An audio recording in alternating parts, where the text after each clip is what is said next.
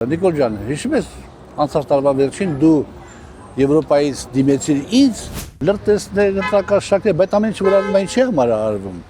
Քո շահերը, Ֆրանսիայի շահերը երբեք չի համընկնում։ Արցախում այսօր խաղաղությունն է եւ երևի թե աշխարհում չկա ուրիշ մի հատ անկյուն, որտեղ այդ աստիճանի խաղաղություն լինի։ Թող բռնեն կաշակ տվողիներ, կաշակ վեզնողիներ, սատկացնեն ո՞վ դեմ դրան։ Ալիևը կապնվի Նիկոլ ներողություն, Բերուսչարանը։ Պարոն Աղազարյան, անդրադառնանք նախընտրական քարոզարշավին, ընդդիմությունը նշում է, որ եթե գործող իշխանությունը վերընտրվի, ապա 300,000 ադրբեջանցիների վերադարձը լինելու Հայաստան, իշխանությունն էլ պնդում է, որ Ալիևը այլևս չի խոսում այդ մասին եւ իրենք են հասել այդ կետին, որ Ալիևը այլևս այդ պահանջը չներկայացնի։ Դուք ինչ կարող եք ասել այս մասով, արդյոք այդ 300,000 ադրբեջանցիների վերադարձը դեռ օրակարգում է։ Իհարկե օրակարգում է, որովհետև նախ հունիսի 18-ին 19-ին, եթե չեմ սխալվում, Նախճեվանում տեղի ունենալու մեծ միջոցառում նվիրված այդ դրած նշած թվով 300,000 ադրբեջանցիների վերադարձի հարցին, ըստ իրենց Արևմտյան Ադրբեջան։ Եվ ամենայն հավանականությամբ այդ կոնֆերանսը նամակ է ուղղելու Հայաստանի իշխանություններին, որպեսզի խնդրանքով, որպեսզի քննարկեն այդ հարցը։ Այդ նամակը ուղարկելուց հետո, մի երկու օր հետո երևի թե Ալիևը կապնվի Նիկոլ ներողություն, Բերուսչարանը, Աստվածաշան, եթե ընտրվի Նիկոլ Փաշինյանի հետ կարող է պետք կապնվի, Ալիևի հաշվարկները այդպեսին է եւ ասի Նիկոլ ջան, հիշում ես անցած տարվա վերջին դու Եվրոպայից դիմեցիր ինձ, ասելով որ դուք Արցախի ժողովրդի վերադարձի հարցն եք զորականացնում, մենք էլ զորականացնենք այդ ադրբեջանցի այսպես կոչված փախստականների վերադարձի հարցը դեպի Հայաստան։ Հիշում ես Նիկոլ ջան, ասել ես այդպեսի բան, բա ասել եմ։ Ես զբաղված եմ եղել։ Հիմա գանք այդ հարցը քննարկենք։ Բա օրակարգում էլ ո՞նց է լինում։ 18-ին, նույնիսկ 19-ին միջոցառումն է։ Դուք Նիկոլ Փաշինյանի հետ քաղաքական ուղի անցած մարդ եք։ Նրան լավ ճանաչելով, եթե նա հունիսի 7-ին վերընտրվի, ապա ինչ է անելու։ Այդ 300,000 ադրբեջանցիների վերադարձը լինելու է։ Այն ինչ որ հիմա քարոզում է, որ տեր կանգնիր խաղաղության, այդ խաղաղությունը արդյոք պահպանվելու է, արդյոք մինչև վերջ գնալու է ամեն ինչի հետևից։ Այդ ճանապարհը որ ինքն է գնում, իսկապես խաղաղություն լինելու է։ Բայց այդ խաղաղությունը ժամ առ ժամ, րոպե առ րոպե մոտենալու է աշխարհի ամենախաղաղ իրավիճակին։ Արցախում այսօր խաղաղությունն է եւ երևի թե աշխարհում չկա ուրիշ մի հատ անկյուն, որտեղ այդ աստիճանի խաղաղություն լինի։ Այդ խաղաղությունը, որ ինքը կարող է պատիժը քայլերի բանով, հանրագումարով բերի, մեզ պետք չի։ Այդ խաղաղությունը մեզ պետք չի։ Հիմա ինքը եթե չկա այդ փախստականների ադրբեջանցի փախստականների վերադարձի հարցը, եթե չկա անկլավների այսպես կոչված խնդիրը, բա ինչ պատճառով է որ խաղաղության պայմանագիրը չի ստորագրվել, այլ նախաստորագրվել է։ Հենա թող ստորագրին բրցնենք, դրանք կան։ Միգուցե Նիկոլ Փաշինյանը եւ իր շրջապատը գտնում են, որ իրանք կարող են այդ մարտահրավերները կառավարել եւ այդպեսի փաստաթուղթ դեպի համաձայնության չգան ադրբեջանական իշխանություններից Աստվածաշանի եթե վերընտրվեն, բայց ես կարծում եմ իրենք չեն կարա դրա դեմը չեն կարա առնել, որովհետև իրենք չեն կարա Մակրոնին բացատրեն, թե Մակրոն ջան, դες Ալիևն ինչ ասում, ասում է 300,000 փախստականներ գան ապրեն Հայաստանում, իրաց տներում նախքին։ Մակրոնը ասում, հա, բայց թողն ապրեն, ինչ կա դե չհասկացա, Նիկոլ ջան, ավելի լավ ժողովուրդը կշատանա, համախառնատանքը կշատանա, վեսկոմ, մենկոմ տնտեսությունը կաճի։ Ո՞նց են համոզելու աշխարհին, որ դա էթնիկ էքսպանսիա է։ Նաև հիմա ավելի շատ տանում են այն թեզը, որ խաղաղություն այո լինելու է, բայց այդ հարևանությունը գալ, գնալը ժողովրդի մոտ ասում են, որ այդպես չի լինելու, այսինքն ադրբեջանցիները այստեղ բնակարաններ ձեռք չեն բերելու, այլ ուղղակի գալու են զբոսաշրջիկի ձևով։ Չէ, դա բոլորովին այլ բան է։ Զբոսաշրջիկի ձևով գալը դա լրիվ ուրիշ բան է, ես կողմ եմ։ Ամենամոտ, եթե կարելի է այդ բառը օգտագործել, ամենաջերմ հարաբերությունին Ադրբեջանի ժողովրդի հետ։ Իհարկե տարիների ընթացքում դա շուտ չի կարելի անել։ Ես այդ ամեն ինչին կողմ եմ։ Թուրքիերի հետ էլ ամենանորմալ, ամենալավ, ամենաջերմ հարաբերությունին ես կողմ եմ դրան։ Դրանք տարբեր բաներ են։ Մեր հարևաններն են, մենք պետք է իրենց հետ սովորենք ապրել։ Դա մի բան է, երբ որ դու Տիգրանաշենը իր պահանջով տալիս ես իրան։ Տիգրանաշենը Ադրբեջանին որևէ իմաստով քան ռազմական պետք չի։ Հետևաբար եթե ինքը ուզում է Տիգրանաշենը մեզ տալով ենթադրենք թե Արտվաշենը որ համար պետք չի, բացարձակապես պետք չի։ Տիգրանաշենը հայրենիքի մասը, բայց Տիգրանաշենը ռազմավարական նշանակություն ունի։ Ինքը դա օգտագործել է որպես ռազմական բազային մի բան։ Էսկալացիոն կետ, X պահի պատերազմի կրակը վառի եւ բանանի։ ՔՊ-ի հիմնական մրցակիցը Ուժեղ Հայաստանն է, ում էլ պարբերաբար թիրախավորում են հակակոռուպցիոն կոմիտեն է հրապարակում պարբերաբար ձայնագրություններ եւ մի շրջանում միայն Ուժեղ Հայաստանից էին այդ ձայնագրությունները գաղտնալուծումները հրապարակում։ Հիմա կարծես թե թեքվել են ավելի շատ Բարգավաճ Հայաստանին են թիրախավորում։ Ինչ սցենարի սպասումներ ունեք դուք Ուժեղ Հայաստանի պարագայում եւ մյուս ընդդիմադիր առաջատար ընդդիմադիր ուժերի պարագայում։ Ես սպասում եմ, որ Նիկոլ Փաշինյանը պետք է Ուժեղ Հայաստանին դուրս հանի ընտրաշավից եւ ցույց տա, որպեսզի հասնի ամսի 7-ի քվեարկությանը, որովհետեւ իմ տպավորությամբ, որը կարող է պատահել նաեւ ճիշտ չլինել, իմ տպավորությամբ հավաքական ընդդիմությունը հաղթում է ընտրությունների արդյունքում եւ քանի որ Ուժեղ Հայաստանն էլ այդ ընդդիմության մեջ առաջատար դեր ունի, ըստ իրենց ներքին պայմանավորվածության թե հրապարակային նաև կոնֆլիկտների Ուժեղ Հայաստանի ներկայացուցիչն ալելու վարչապետ Նստամիր Կարապետյանը սահմանադրություն եւ այլ հարցերը կարգավորվի երևի թե եւ ինքն դառնալու վարչապետ, բայց այդ դեպքում մենք մյուս կողմից տեսնում ենք որ Նիկոլ Փաշինյանը պատրաստ չի իշխանությունը զիջելու։ Հետևաբար որպեսզի դա տեղի չունենա, պետք է Ուժեղ Հայաստանին ուղղակի հանի ընտրաշավից եւ Ուժեղ Հայաստանի ընտրողների 10%-ը հազիվ ձայն տան Հայաստան դաշինքին 20%-ն հազիվ ձայն տան Գագիկ Ծառուկյանին։ Այն մնացած 70%-ը կորելու է, որի արդյունքում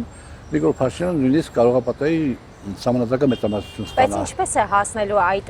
ամենին, այդ ճանապարհը ինչպես է անցնելու Ուժեղ Հայաստանի լրտեսներ, ընտրակաշարքներ, բայց ամեն ինչ որ արվում է ինչ եղմար արվում։ Հիմա եթե ինձ հասեք պարոն Աղազարյան, ինչ է կարծում, ընտրակաշարքի դեպքեր հնարավոր է որ ես ասում այո հնարավոր է։ Հիմա որ ինձ հասեք պարոն Աղազարյան, հնարավոր է որ իշխանությունը դա օտարերկրյա ծառայությունները դա կազմակերպեն ներքին լարվածություն առաջացնելու սարքել է դատակաշարքի դեպքերը փոխտան ինչ-որ իրաց լրտեսներին, իրաց ագետներին, ասում իհարկե հնարավոր է, որ դա անի իշխանությունը իր հատուկ ծառայությունը, իհարկե հնարավոր է, ամեն ինչ հնարավոր է, բայց դրանք իրավական խնդիրներ են, թող բռնեն կաշառք տվողիներ, կաշառք վեզնողներ, ստկացնեն ո՞դ են դրան, բայց դրանք քանի որ դառնում մասսայական, այսպես կոչված, այդ շատ այսօր մասսայական է դառնում եւ նաեւ այդ լրտեսությունը դա կարող է պատահի հիմք ստեղծի, ասի չի ախպեր բանանի։ Եվ երբ որ Աղազարյան Հովիկներ բանանի դժգոհի ասի, պարոն վարչապետ, ինչ արեցիք, ես ուզում եի ընտրեի Ուժեղ Հայաստանին էի ուզում ընտրեի որպես բան իշխանություն, բան կասի, պարոն Աղազարյան, գացեք բանին ընտրեք, Հայաստանի դաշնակին ընտրեք, գացեք ընտրեք Գագիկ Ծառուկյան մարդ չկա, պարտադիր պիտի ընտրեի։ Ինքը գտնի պատասխանները։ Հետընտրական process-ը ինչպես եք պատկերացնում։ Օրինակ, առաջին նախագահ Լևոն Տեր-Պետրոսյանը ասում է երկու պարագայում անկախ արդյունքներից հետևանքները ծանր են լինելու եւ ընդդիմության հաղթանակի պարագայում եւ իշխանության վերընտրման պարագայում։ Դուք ինչպես եք պատկերացնում հետընտրական process-ները։ Հեղաշրջում սկսվի։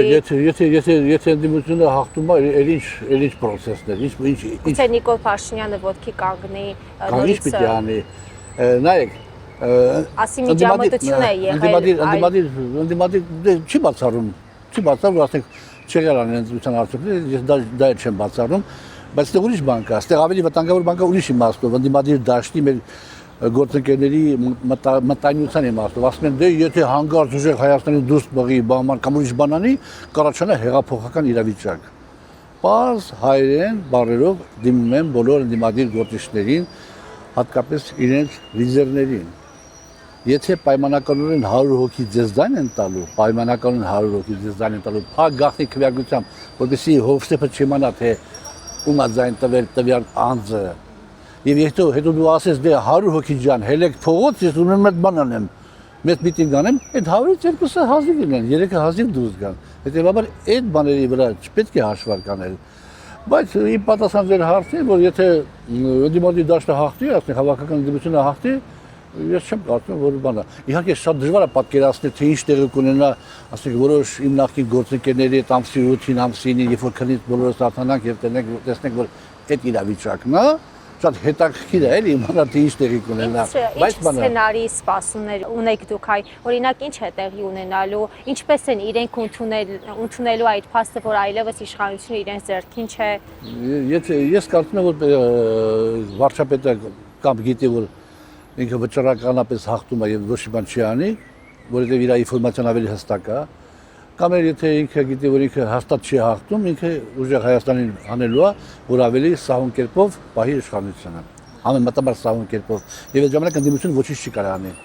Հայաստանի ընտրություններով Եթե իհարկե հիմա դիմադիր ուժերը հիմա վաղը չմիսուրը միասնական ճակատ չստեղծեն, էլի։ Հայաստանի ընտրություններով ձեր գնահատմամբ ինչ հետաքրքրվածություն ունի Ռուսաստանի Դաշնությունը եւ ԵՄ-ն, որովհետեւ այս օրերին մենք տեսնում ենք, որ Ռուսաստանը շատ ակտիվորեն հայտարարություններ է անում, կոչ է անում, անգամ հիշեցնում են նաեւ այն մասին, որ Հայաստանը անկախություն է ձեռք բերել պատմության ընթացքում, մշտապես անկախություն է ձեռք բերել այն ժամանակահատվածում, երբ Ռուսաստանի տիրապետության ներքո է գտնվել եւ միաժամանակ էլ ԵՄ-ից էլ կարծես թե աջակցություն են հայտնում գործող իշխանությանը։ Շատ կարևոր բան ասեցիք։ Տեսեք, հայ ժողովուրդը ապրել է բյուզանդացիների լծի տակ, պարսիկների լծի տակ, արաբների լծի տակ, թուրքերի լծի տակ, թաթարների լծի տակ, մողոլների ներողություն եւ ռուսների լծի տակ։ Այն մեր հայրենիքի հատվածը, որ եղել է ռուսների լծի տակ, մեր հայրենիքի այդ հատվածի մի հատվածի վրա մենք այսօր ունենք պետականություն։ Հետևաբար խոզ պետք չէ լինել, խոզ պետք չէ լինել, պետք է ամեն ինչը իրապես ճիշտ գնահատել, բայց դա չի նշանակում, որ Ռուսաստանը կամ որևէ այլ պետություն կարա միջամտի մեր ներքին գործերին, ես դրան եմ դեմ միանշանակորեն, բայց այստեղ շահերի համընկնում է, այդ ինչի Ֆրանսիան պիտի առաջնորդվի իր շահերով, այդ ինչի Ամերիկան պիտի առաջնորդվի իր շահերով, իսկ Ռուսաստանը պիտի առաջնորդվի Հայաստանի շահերով։ Չի լինում այդպիսի բան։ Յուրաքանչյուր պետություն առաջնորդվում է իր շահերով։ Եվ քանի որ դու համեմատաբար փոքր պետություն ես, բայց պետություն ես, դու պետք է անես վարես քո քաղաքականությունը, որպեսզի առավելագույնս համընկնի այն երկրների շահերի հետ, որը քո համար ավելի ընդունելի է։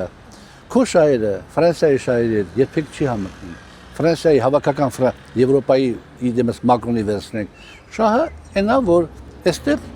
խաղաղություն ստեղծվի եւ Ռուսաստանը դուրս մղվի այս տարածաշրջանից։ Հիմա եթե մեր շահը համընկնում է այդ տեսակետի հետ, որ Ռուսաստանը դուրս մղվի այս տարածաշրջանից եւ այստեղ խաղաղություն ստեղծվի Ադրբեջանի եւ Թուրքիայի գոյության պարագայում, երբ որ խաղաղության իրենց հասկացողությունը այնա, որ հայոց պետականությունը չպիտի լինի։ Մերը այնա Նիկոլ Փաշինյանն էլ այն իմ կարծիքով, որ հարևանները նորմալ ապրենք։ Հիմա այս ամեն ինչի մեջ մենք պիտի ճիշտ գրի կողմնորոշում կատարենք, որ որն է մերը Պարսկաստան, Ռուսաստան, տարածաշրջան, թե Ֆրանսիա, որ ժամանակին ձեր բոլորիդ հայրենիք Կիլիկյան տվեց Թուրքիային, եւ որտեղ Կիլիկյան չեմ համարել իմ հայրենիքը, հետո Արցախը տվեց Ադրբեջանին, նույնը Մակրոնը, հիմա ուզում են Հայաստանը որպես պետականություն վերացնեն եւ Ռուսաստանի ներողություն Ռուսաստանի դուրս մղեն այս տարածաշրջանից, նույնիսկ Հայաստանի պետականության վերացման գնով, այսինքն ավելի կորեկտ ձևակերպենք։ Եվ վերջում պարոն Աղազարյան կխնդրեմ անդրադառնանք 3 մայիսի 28-ին տեղի ունեցած զորահանդեսին, դուք ինչ տպավորություններ ստացաք եւ նաեւ իշխանությունը նշում է, որ 2022 թվականից հետո ձեռք բերված զենք զինամթերքը զինտեխնիկան է ցուցադրվում, բայց մենք նաեւ տեսանք զենքեր, որոնք ձեռք են բերվել մինչ 2022 թվականը եւ անգամ կիրառվել են 44-օրյա պատերազմի ժամանակ եւ ցուցադրվել են զորահանդեսի ժամանակ։ Ու նաեւ հետաքրքիր է այն, որ զորահանդեսում կարծես թե չկային հարձակողական նշանակության զենքեր, հրթիռավոր հրթիռներ, թևավոր հրթիռներ, որոնք այսօր ժամանակակից պատերազմներում մեծ նշանակություն ունեն։ Դե մենք չպետք է տեսակետներ, որ չպետք է ձեռք բերենք հարձակողական նշանակության զենքեր, նաև գործընկեր երկրները խուսափում են այդպիսի զենքեր մեզ տրամադրելուց, բնականաբար, որտեղ լիքը հարցեր կա, նախ լավ բաներ, իհարկե լավ բաներ, սիրուն է, ցույց տվեցին եւ այլ, բայց այդ խոսույթը 8 միլիարդ բան, հույս հաշվապատ չեմ, աուդիտ չեմ անում, որ գնահատեմ այդ միավորից քանի հատ կար, միավորը քանի սարժե, գումարեմ, բազմապատկեմ եւ այլ եւ ստանամ այդ 8 միլիարդը, այդ ինձ հետաքրքիր չի։ Նախ անպայման պետք է Սարդարապատ գային, Սարդարապատ պետք է գային առավոտյան, մի ժամկես տրամադրեն գային, նոր գային շքերտանային, սա էլ իր մեջ ինչ-որ բան կա, պարունակում, նորից եմ ասում շքերտի կազմակերպումը ես դրական եմ համարում, բայց առանց այդ հատվածի դառնում է բանը, դառնում է կիսապռատ։ Բայց այստեղ ուրիշ հետաքրքիր բան կա, շատ ուրիշ հետաքրքիր բան կա։ Երբ որ Սերյան Օհանյանի նկատմամբ քրեական գործ հարուցվեց եւ դատախազը եկավ խորհրդարան անդրանախստություն զրկելու համար, այդ հայտնի հրթիռների հետ կապված, որ իբրև ժամկետած հրթիռներ են։ Ես ընդմիջմանը դատախազի հետ խոսացի երկու բառ, ասեցի տիկին դատախազ, գիտեք, եթե այդ հրթիռները կրակեն, փորձակնություն ստաբլ կրակում են, ապա ձեր գործը բանալ կփլուզվի։ Չէ, պարոն Աղաջյան, չեն կրակի։ Նայեք, տեսեք ինչ եմ ուզում ասել։ Հիմա ես երևույթին կրակել եմ, որ գործը տեղի չի շարժվում, բա Նիկոլ Փաշինյանը 22 թվականից հետո, մենք գիտենք ինչ ար 22 թվականը, չէ՞, Պրագա, Մռագա եւ այլ։ 22 թվականից հետո հնարավոր եղել սենց սիրուն զենքեր բերել, հարավոր տեսքով նայում ենք սիրուն, բովանդակությանը աստված չանի, որ դա կարիքը լինի, բայց բոլոր դեպքերում կերևա։ Բա ուրեմն ժամանակ դժվար էր, չէ՞ զենք բերելը։ Բա հիմա նա բերենք, թող անկախ փորձակնություն իրականացվի, այդ ժամանակվա բերած Սերյան Օհանյանի ժամանակվա բերած զենքը, այդ հրթիռները ինչ գնով է բերվել, ինչ ռազմական նշանակություն եւ ուժ ունեն եւ այս զենքերի համապատասխան ասենք միավորները։ Բա դժվար է եղել, չէ՞, դժվար է եղել, չէ՞ որ բերել են այդ ձևով են բերել, նույնիսկ այսպես կոչված ժամկետած, բայց կամ ժամկետ անցի անվան տակ, բայց գործող են եղել։ Բա մի կողմից դու մեղադրում ես, ասում ես դու ես դեպի զենքեր խես բերել, հետո ասում ես հնարավոր չէր այն ժամանակ բացի Ռուսաստանից ուրիշ հետ շփվել, ու այսօր դու դա հաստատում ես փաստորեն, որը ճշմարտություն կա։ Ամփոփելով ասեմ, որ լավ էր, դրա հանդեսը թերի էր, շատ մեծ թերություն է, որ չգնացին Սարդարապատ, ու հուսանք, որ անհրաժեշտության դեպքում այս զենքերը մեր հայրենիքը կպաշտպանեն։